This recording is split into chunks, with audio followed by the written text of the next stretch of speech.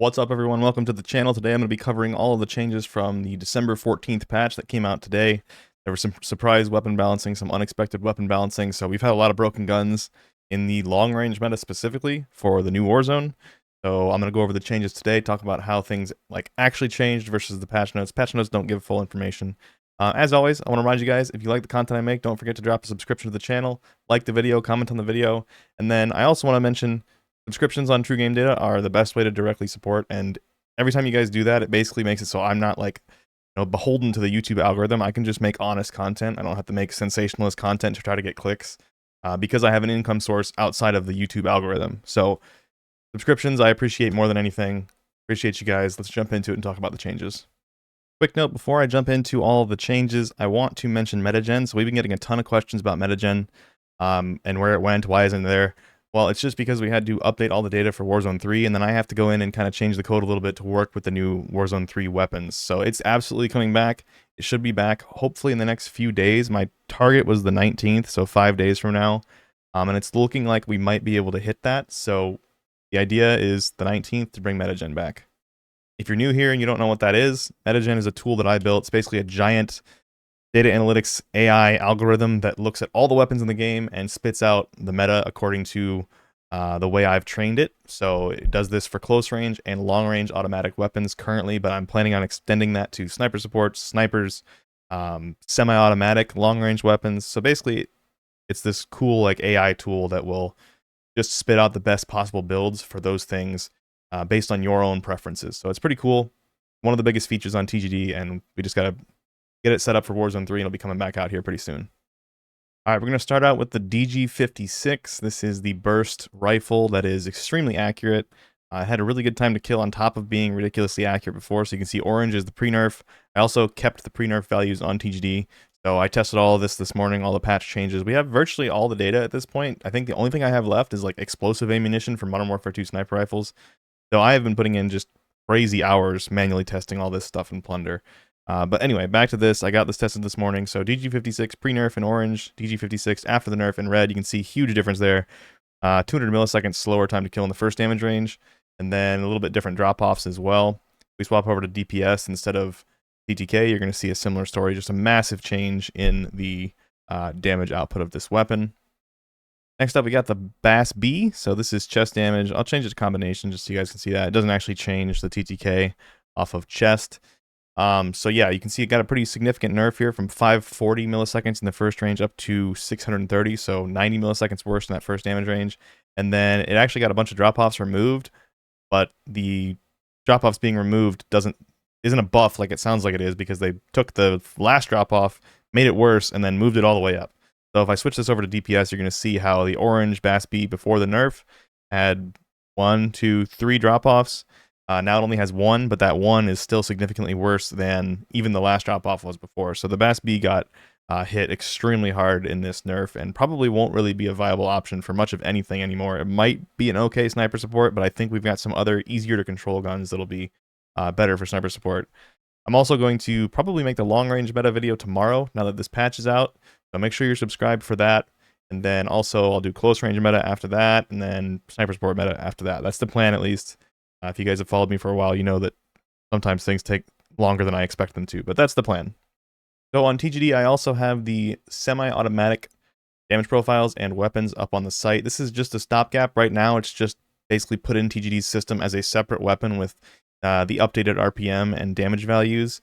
So you won't be able to put attachments on it because I don't have the attachments set up to work that way, but this is just a placeholder, so you can see the base weapon, TTK and DPS of the semi-automatic battle rifles, because they are different than when it's on fully auto.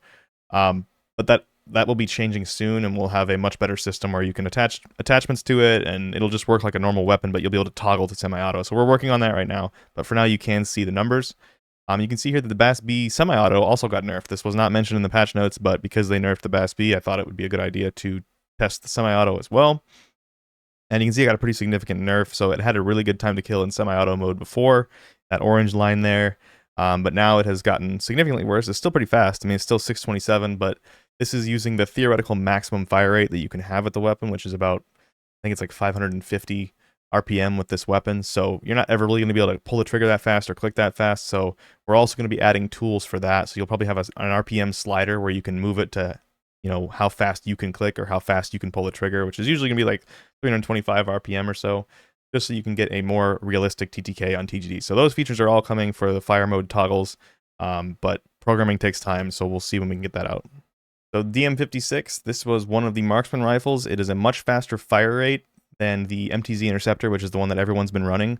But I actually played the game for a few hours the other night, and this thing was disgustingly good. So it melts through ammo, obviously, because it uses sniper ammo, but it was crazy low recoil. This really reminded me of the DMR from Warzone 1, but just the Interceptor was just better. So people weren't using this yet, but it's good that they nerfed this preemptively before the Interceptor was nerfed, because people would have just switched to this and it would have been crazy, crazy good. So you can see it got nerfed pretty significant from 559 up to 699, so 140 millisecond nerf to its TTK in the first range, and then shorter drop off as well. So a significant change to the DM-56.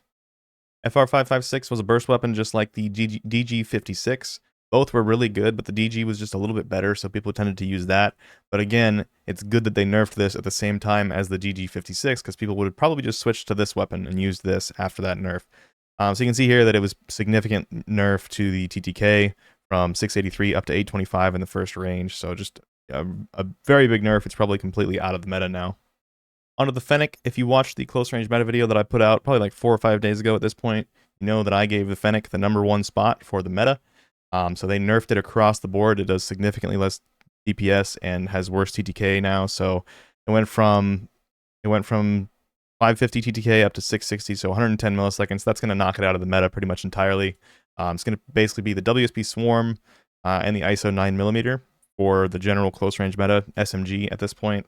I'm going to do updated videos, like I said, but just to give you guys an idea there, the Fennec got hit really hard with that nerf.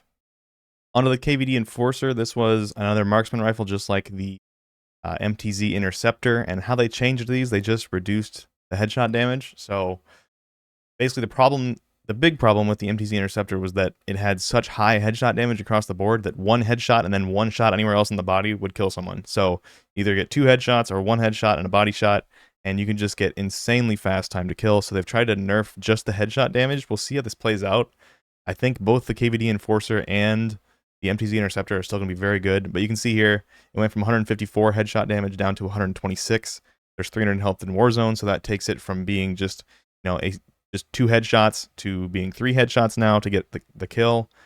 And then the rest of the shot locations were left the same. And then this has changed all the way out, so 147 down to 120 in the second range, 143 down to 117 in the final range. So just a nerf to headshot damage there. It will affect the shots to kill in situations where you hit those headshots.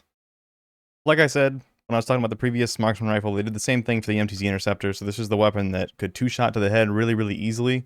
And it was a big problem because of that. So it did 190 to the head and 190 to the neck in the first damage range, which was just crazy. And then all the way out in the last damage range, it still did 168 to the head. So there wasn't much change across, you know, the huge different ranges. So that's why it needed a nerf. Just you can go pop and down somebody with 2 headshots or a neck shot, because it has that neck shot as well.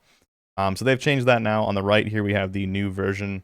Basically, just a headshot damage nerf. Head and neck got reduced significantly, so almost 50 damage in the first range, and then out in the last range, again, is about 42 damage in the last range. So a significant nerf to the headshot damage. I still think this gun's going to be excellent, though.